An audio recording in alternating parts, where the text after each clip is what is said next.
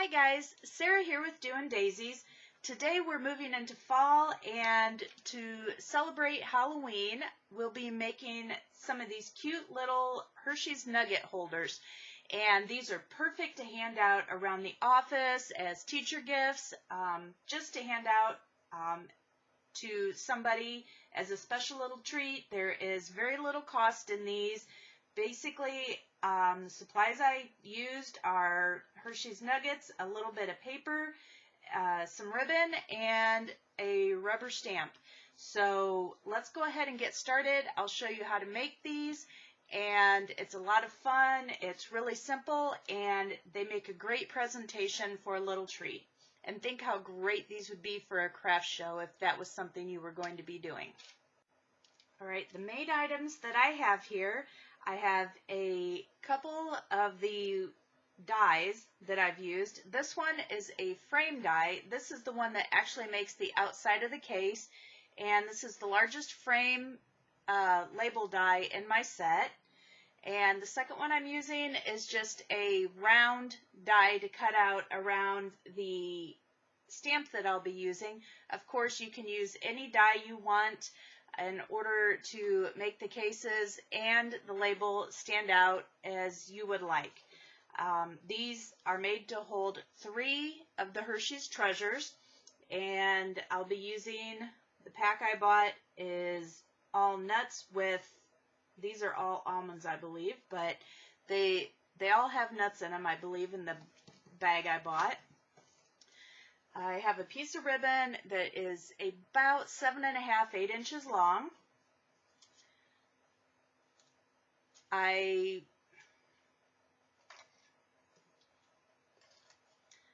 have a piece of black scrap, which I do not need for this project.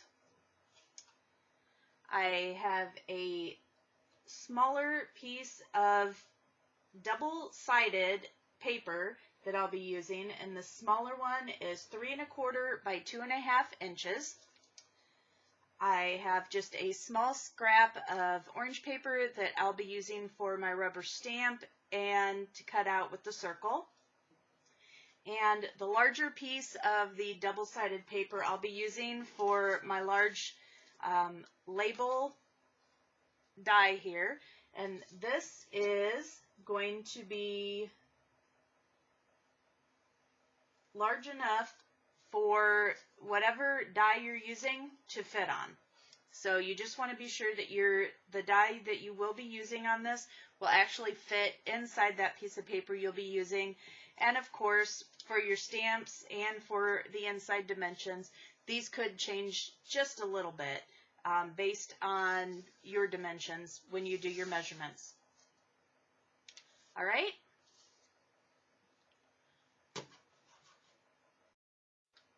Now, the first thing that I'll be doing for simplicity's sake, for the sake of the video, is I'll be stamping onto my orange square here.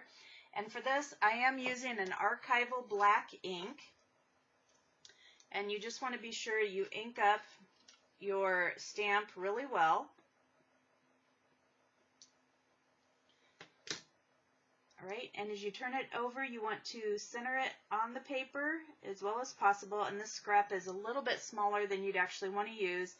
Just put some solid pressure on there, not too much. You don't want to squish the ink into the paper too much so that you cannot read the sentiment. But as you can see, it should come out pretty well and with a pretty solid stamp. Now, little trick for you, if you would come out with, say, a white spot, and I don't know if you can see, I have just a little tiny white spot on the paper here. What I like to do is take one of these fantastic sticks, and this is the one that's pointed. You can get these at the craft stores. They're just a few bucks for a set of 3. And I'll be just taking it, pulling up some ink off of my ink pad that I stamped with, and then you can come down and just fill in any little spaces that you don't have quite solid coverage in your stamp. And especially with stamps where you have a large area of solid color, this is a great trick to use if you end up with a few spots. Now, what you can do with this is you want to take a scrap piece of paper, and this is how you clean these if you don't want to invest in a large amount of them. As you can see, there's quite a bit of the black ink on there, but you can take this is just alcohol. Just take that, let it soak up a little bit of the alcohol, and just color out using the alcohol before that ink dries. And you can see it pulls it, wicks it right off of there. So what you have, once this dries, is a nice clean tip again. Alright, so these will actually last you a long time if you take good care of them. And again, they're inexpensive enough that you can actually go in and buy a rather large supply of them to use with all different ink colors, such as your dark greens, your light greens, and so forth. You would only actually need probably a dozen in order to cover most of your color families if you did not feel like cleaning them all the time.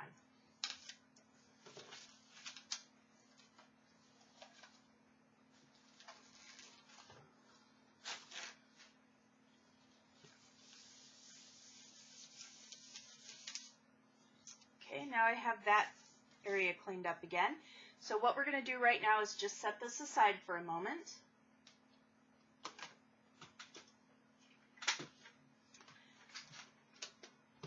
And I'm going to be bringing up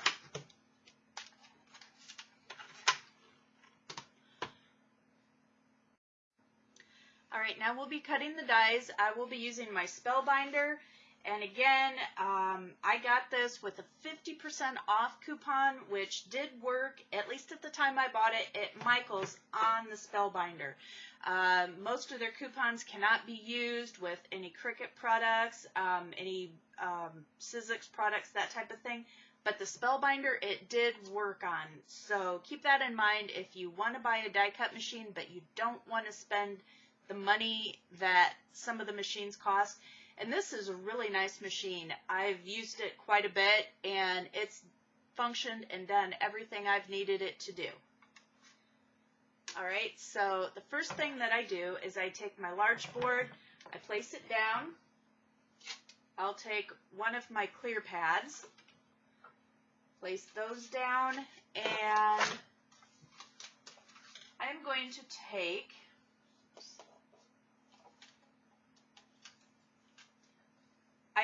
take my little spooky treat for you that I stamped.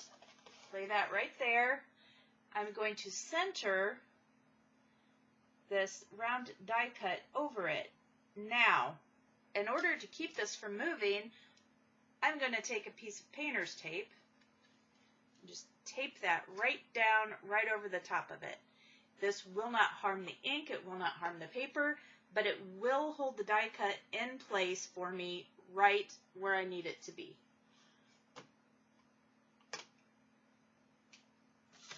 Then I'm going to place my other board right on top of that, my other clear board, and just run it through the machine.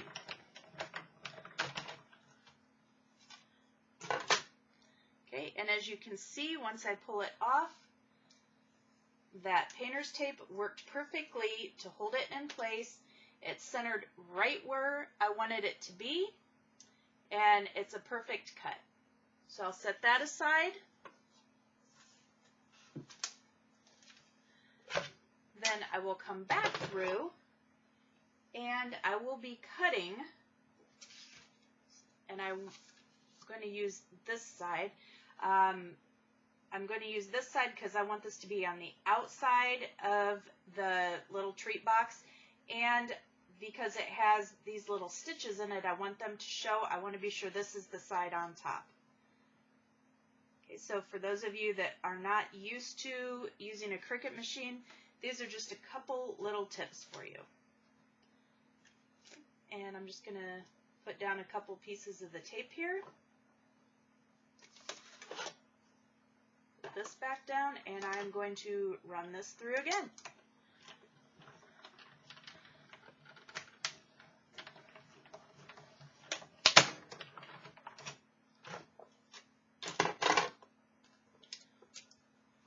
Okay, and again, just pull that painter's tape right off of there. I just stick it right back on my machine so I can keep reusing it until it just doesn't stick anymore. And there is what I need for the outside of my treat box. Alright, now using the inside of the treat box face up, I'm going to take this ruler that I have, and this is a center measure ruler. As you can see, it has the 0 in the center, and it measures out on both sides. And I love this ruler for trying to find center points on things for projects.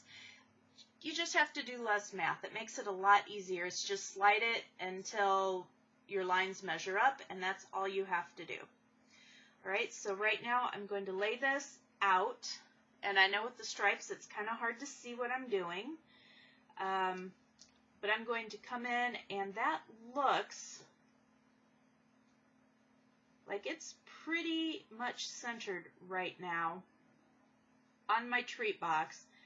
This shows that it's out about an inch and I would say 5/8, just under an inch and 5/8 on both sides. Now, what we are going to do is score this way along both sides in order to make it fold over neatly the Hershey's Nuggets. And all I did with these is I measured them to find out how deep they were. And these are about 1/2 inch, so I'm going to come over here and just mark with my pencil on the inside of this out just about 1/2 inch out on either side, or I'm sorry, just about 1/4 inch out on each side of this 0, because that will come out to a 1/2 inch depth when I score this.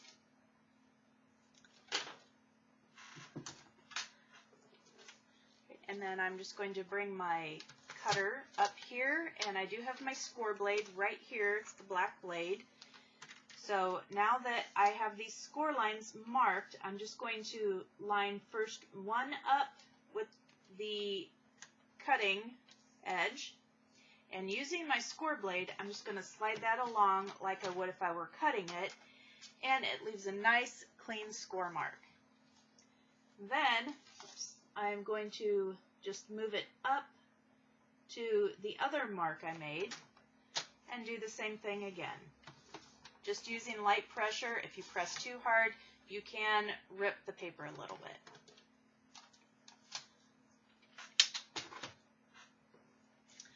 Alright, now that I have those score marks made, I'm just going to gently fold those over, and you can use a credit card if you don't have a bone tool, but just slide it gently along to make a nice crease on either side,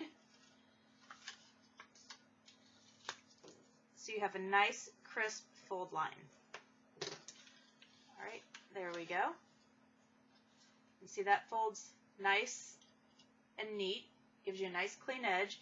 Now what happens here is, you can see when you put the Hershey's treats in, and I'm just showing you this really quick, when you fold it over, it lays nice and flat. Now for the next step, what I'm going to do is I'm going to take this piece of paper and I'm going to score this as well so that it fits, and it's going to lay this way, so as it folds over, it's going to fit right on the inside, and it's just going to be attached on the back using my glue tape. But what it will do basically is just hold the Hershey's Nuggets in, so if they're carrying it from the bottom, it will keep them from sliding out, even though we're going to adhere these with a little bit of the glue tape as well. Sometimes they do slip out. Alright, so let me go ahead and get this trimmed up and scored, and I'll be right back. Alright, now that I have both of these scored, you can see that as they're folded they're kind of scored opposite, and I'm going to show you why as we go to the fun part, which is putting this together. The first thing that I'm going to do is grab my ribbon, and I'm going to lay it out and use my tape runner here and run it right down the middle of the back here. And I am going to lay my ribbon down right like that. Then what I'm going to do is take this and put this in here right over the ribbon. So again, put some of the glue tape down, and I'm going to put this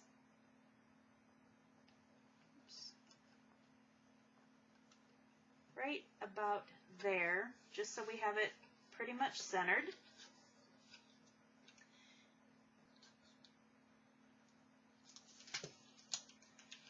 And down again.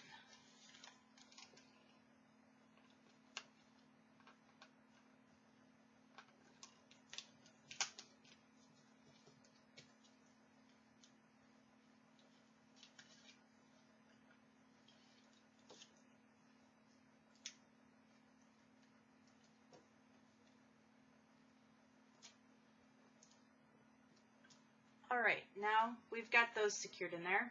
And again, this, of course, if anything can go wrong, it'll be why I'm filming. And so you can see that it is easy to fix things with the glue tape, even the tape runner, if you do mess it up. You just have to be careful. So as you can see, that will fold up like that. This will fold down over it. Now the ribbon is going to come over and lay just to hold it shut. So I'll just be putting, again, some more of the tape runner right there, some more of the sticky, and bring these down. And I'm going to put a little bit there where it overlaps. And any of the extra, I'm just going to cut off because that will be sticking out. It's a little bit long.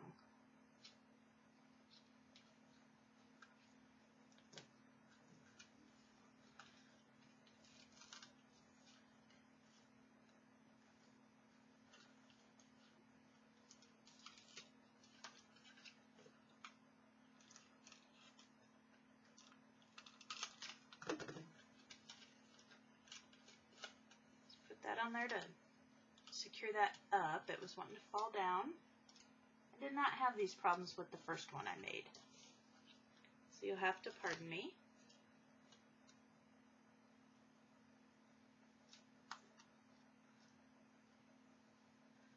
All right.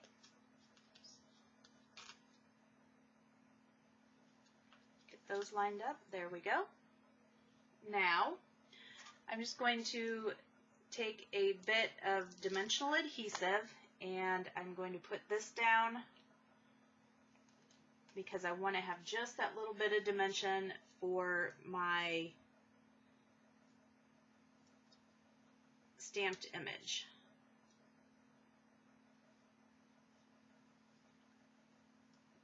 This is not, there we go.